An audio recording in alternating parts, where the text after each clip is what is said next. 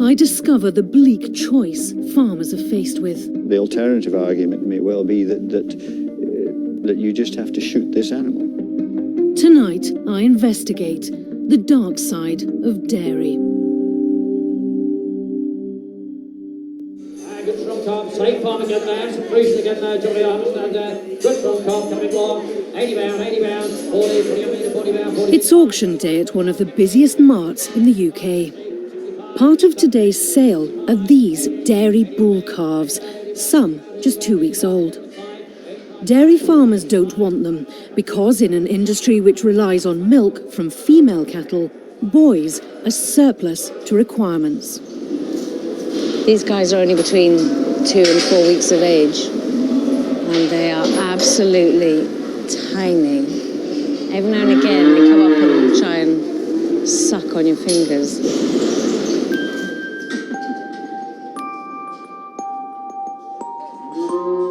In Scotland, what happens to these surplus boy calves is at the heart of a deeply controversial trade.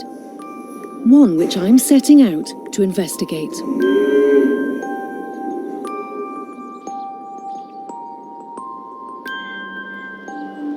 Galloway, the heart of the Scottish dairy industry. This business is all about milk. To get cows to produce it, they need to have calves. But in the vast majority of dairy farms, those calves are then taken away from their mums at just a few days old, so that we can drink the milk. David Finlay grew up in that business, and it's left its mark. When you take a calf away from its mum, what is that process like? For the calf, for the mum, for the farmer? Well, it's something as a farmer, it's something you just do, you get on with it, it's part of the job, and you need to take the calf away because you need the milk. The calf, at that point, of course, knows no better other than its instinct tells them something is a bit funny, a bit odd. The mother, well, it varied. Sometimes they just walked over to the silage feed silence and started eating, and he thought, they haven't even noticed. And then there's others that would bawl for days. So, really? Yeah. Oh, yeah. And that was probably the distressing side of it. That affected you. It affects you now talking about it.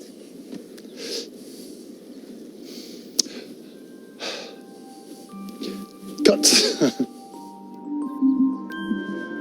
It's not just that calves are normally taken away from their mothers. Male calves obviously can't join the milking herd. In Europe, they're often slaughtered around 20 weeks of age for veal, but that's not popular with UK consumers. And the industry says there's no market for them here. So these dairy calves are essentially a waste product. And that's led to a dark trade.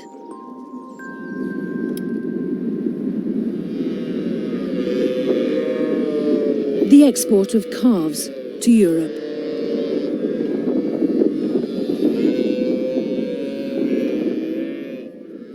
These are Irish animals being exported for veal in the Netherlands. The images were taken by campaign group Eyes on Animals.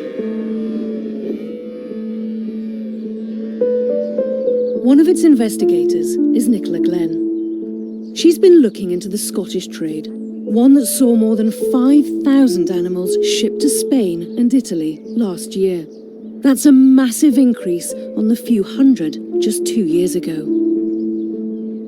Nicola Glenn's obtained official journey logs, which establish that almost every fortnight for the last 2 years, shipments of calves have been leaving Scotland. They left Kenryan Port on a P&O ferry to Larne Port in Northern Ireland, where they continued their journey down into Southern Ireland, and they got the ferry in Dublin across to Cherbourg, where their onward journey is to Spain. How long did this journey take? This journey would have taken around 6 days. The logs say that calves are unloaded and rested several times during the journey, as legislation demands. But Nicola Glenn thinks the journey itself is unacceptable. These animals are babies and they are not adapted to cope with these sort of journeys. The longer the journey, it's been proven scientifically that the more suffering is involved for those animals. Campaigners object to long journeys for calves because they can't control their own temperature and don't have developed immune systems. But the alternative to export is potentially just as bleak. Right now, farmers in Scotland say these animals are worth so little that it's either ship them or shoot them at birth. Are we comfortable with either of those? We're certainly not comfortable with shooting them because, I mean, no farmer wants to shoot anything. I mean, we are in the business of trying to produce good food for people to consume. But exporting calves at the age of 2 weeks old, is that something we're comfortable with? I don't think we are particularly comfortable with it. It certainly would be the bottom of our list of wants for what we do with those calves. But if we come down to the point where it's either that or shooting them, then it's marginally better. It doesn't sound like much of a choice. But if I'm to understand the favoured option of export better, then I'm going to have to get closer to the trade itself. All I've got to go on is the journey logs. They show that animals travel on the same boat every 2 weeks, mainly to Spain, but also to Italy. I start to watch the port of Cairnryan and the roads around it. There's the occasional brief glimpse of dairy calves in trucks. One haulier I notice fits the exact pattern of the journey logs. That's the second time I've seen this truck. First time 2 weeks ago, next time tonight. So I'm going to try and follow that truck.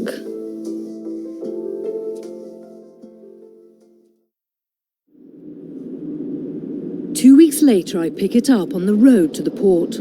This truck is loaded with Scottish dairy calves bound for Spain.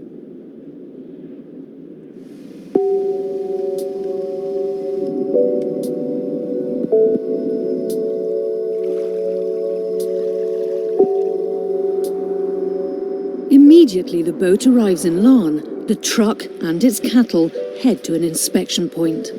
And they seem to be checking the cattle.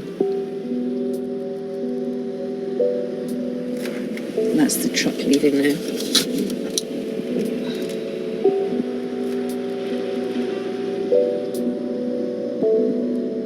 The journey logs tell me the truck is headed for one of 2 control points, a place where calves can be unloaded, fed, and then rested. But in the dark countryside, it's difficult to follow without being spotted, so I pull back. And the truck disappears into the darkness.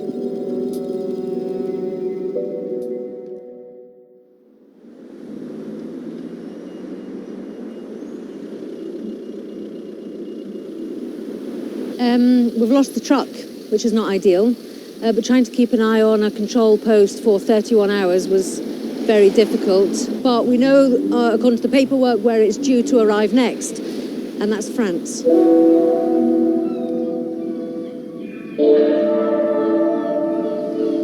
It's 10:15 on Sunday morning, and I'm at the port of Cherbourg in France. And the Stena Line boat, which left the port of Rosselair yesterday down in the Republic of Ireland, is just pulling into the dock.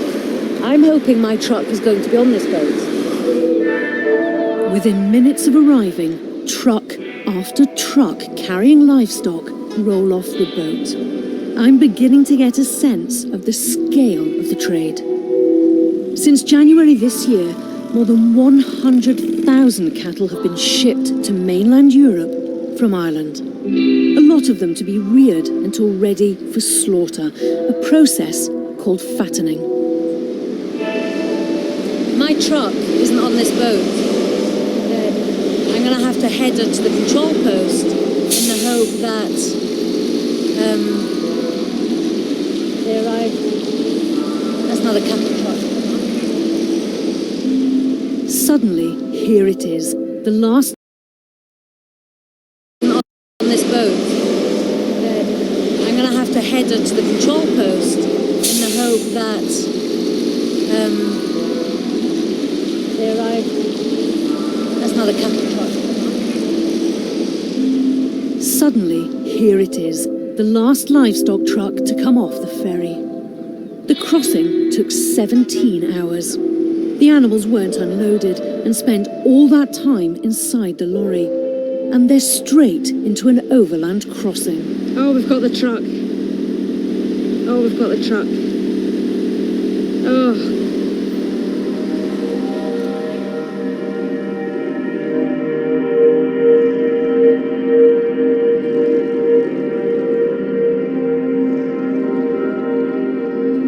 After several hours on the road, the truck pulls into a service station. By law, the driver gets a break of at least 45 minutes every 4.5 hours. The animals don't. They're left in the truck in the heat of the afternoon sun. I've only been sitting in this car for 10 minutes and I'm starting to struggle. I don't know how those cattle are coping in that truck in this temperature. Finally, we get a chance to see what's inside the truck. But there's a surprise. These aren't the calves I know were on board when this truck left Scotland. These animals are older. But this truck is clearly a key link in the export chain, and so I decide to see where they end up. The driver returns from his break and checks the animals. He spots something wrong with one of the cattle. And then does this. He takes a long stick from underneath the truck and then repeatedly pushes it through the bars.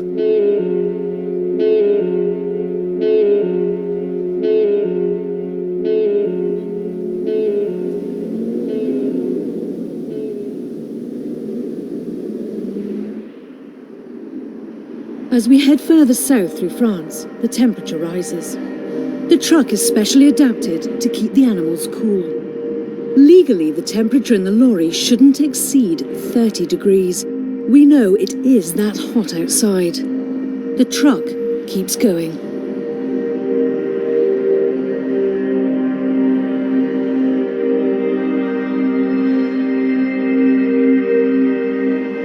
Near the Swiss border, the truck pulls off the autoroute and into an anonymous facility in an industrial estate. It parks up and unloads the cattle into sheds, which is just as well.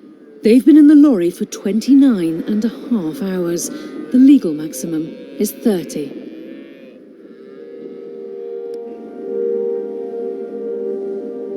Over the next 24 hours, the animals are rested off the truck.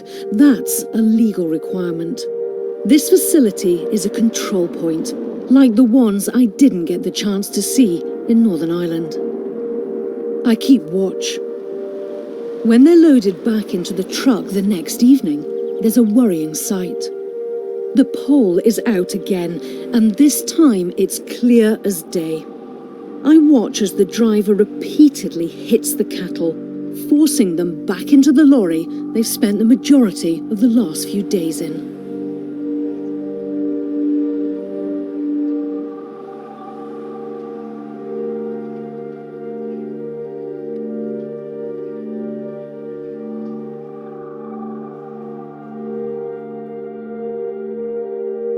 It's now our 5th night on the road. The driver continues to make the stops he's meant to.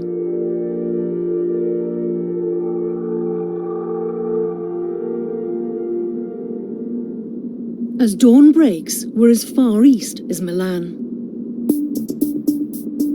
As we near Venice, the truck turns off the main road.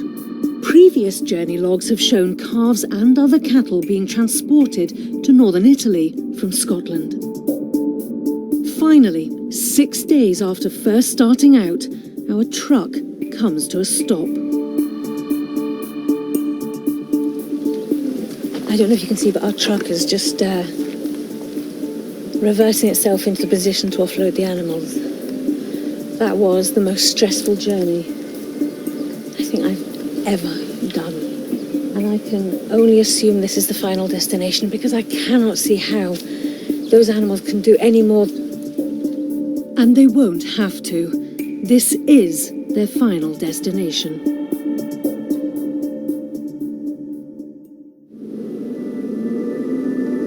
When I contact the hauliers, they don't want to be interviewed. But they confirm that when the truck left Scotland, it was carrying calves.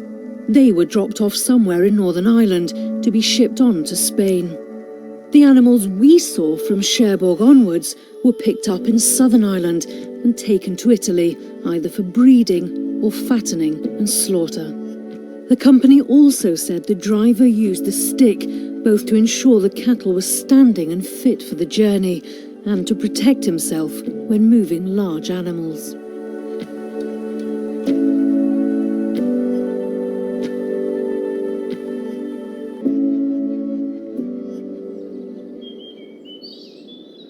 Back home in Scotland, I show our footage to someone who spent more than 20 years highlighting abuses in the export trade. I think as soon as you see, people prodding animals with sticks through the slats, that's worrying. That bothers you? Yes. And there he looks like he's actually not just prodding, but hitting the animal. And that's totally unacceptable. One of Peter Stevenson's big frustrations is that Scottish calves like the ones I've seen face export. Calves born in England don't. The UK government is considering banning all export for fattening and slaughter. The Scottish government isn't, saying shipping is better than shooting. I think that Scotland's reputation for good welfare is being undermined by the Scottish government's clumsy attempt to justify this inhumane trade. Scotland's position on calf export means the animals will keep on coming here to Spain.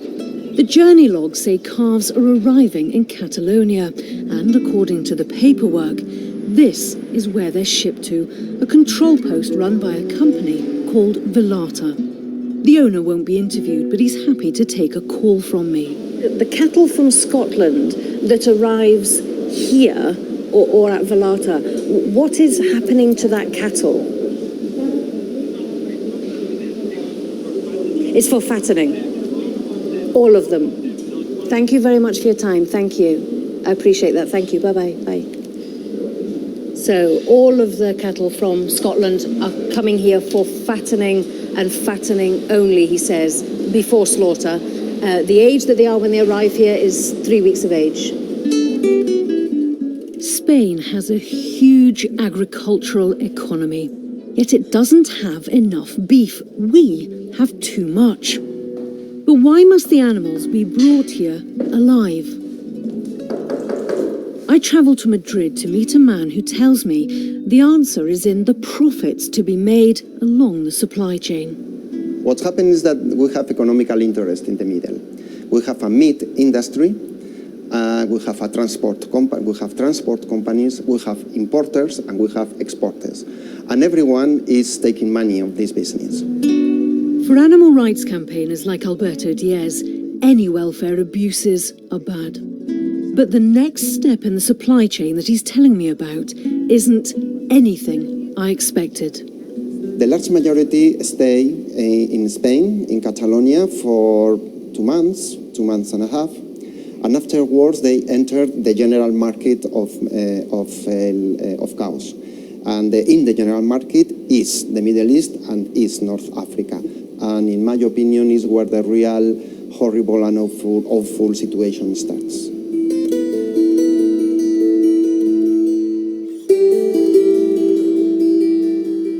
This is what happens once the cattle leave Spain. Shipped to North Africa, where they'll be taken straight to a harbour slaughterhouse.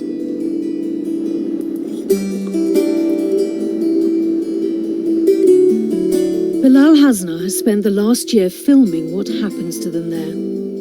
Reluctantly, I sit down to watch footage he secretly filmed in an Egyptian slaughterhouse.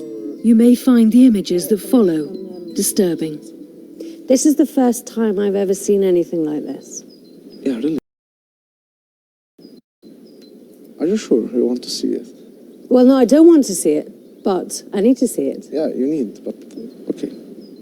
Well, like you see here, what he's trying to do, he's trying to catch the tail and control. Why? Because he believes that by the tail he can control the cattle and to make it go ahead.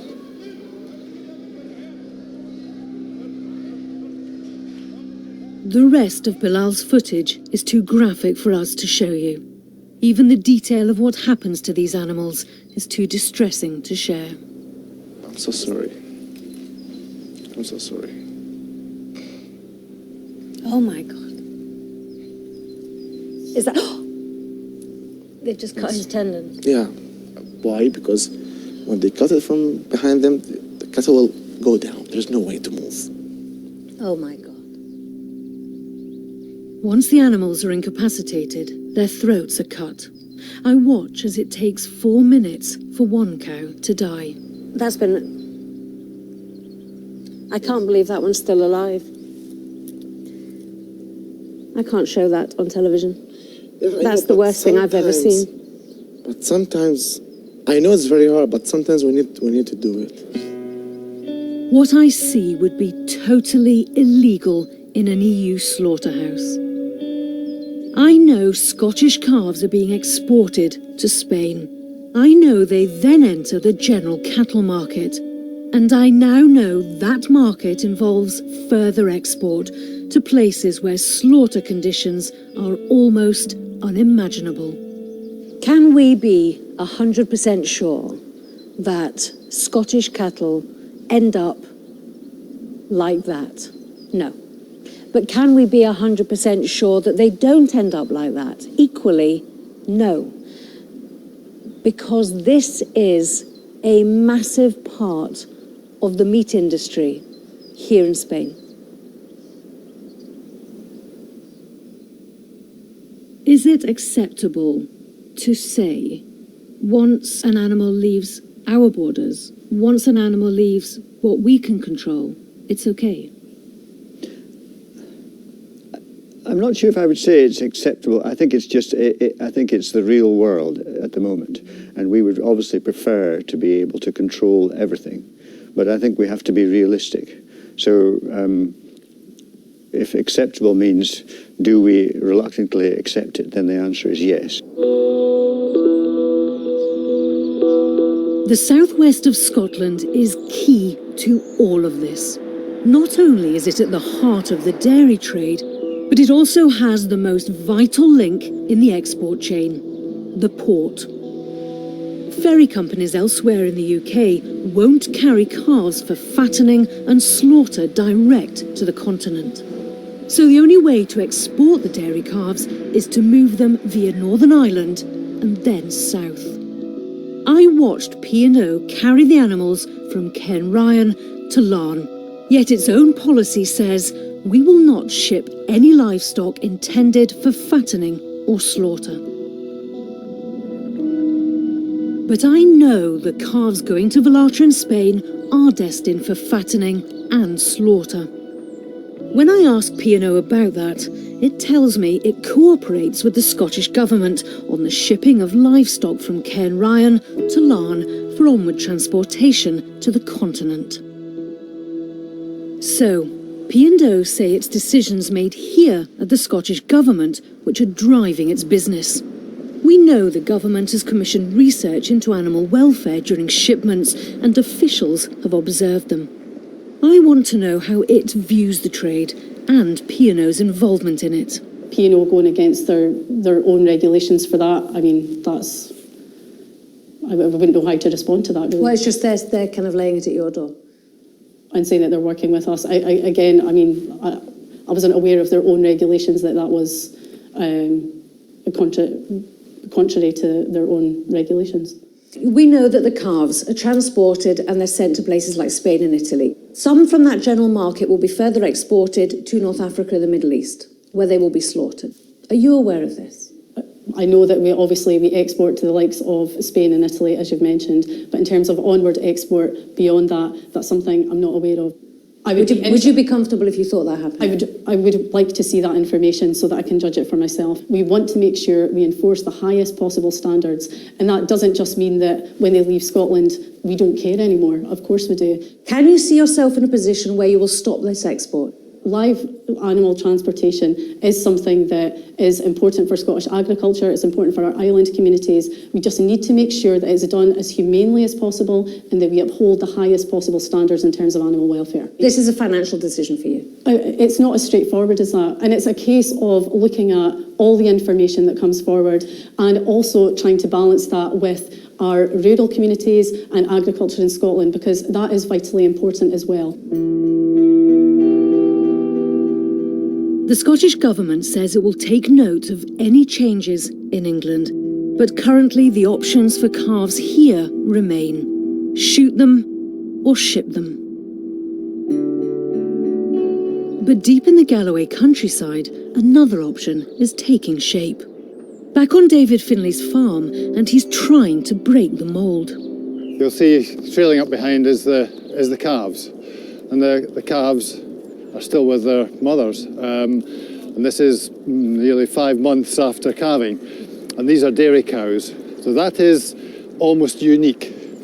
This experiment of keeping calves and their mums together means both less milk and immediate profit for the farmer. They're keeping the milk that they can hold on to for the calf. You have to sit there presumably and do that mathematical equation and go, okay, so I'm not getting the milk, but further down the line in the sum, I have to trust in the numbers. And those numbers are based on these calves. When they're 18 months or so, they'll go for slaughter, and David Finley will have income from the sale to compensate for what he's lost in milk. And the calves will have lived with their mums until they're weaned. It's already got the attention of the wider industry.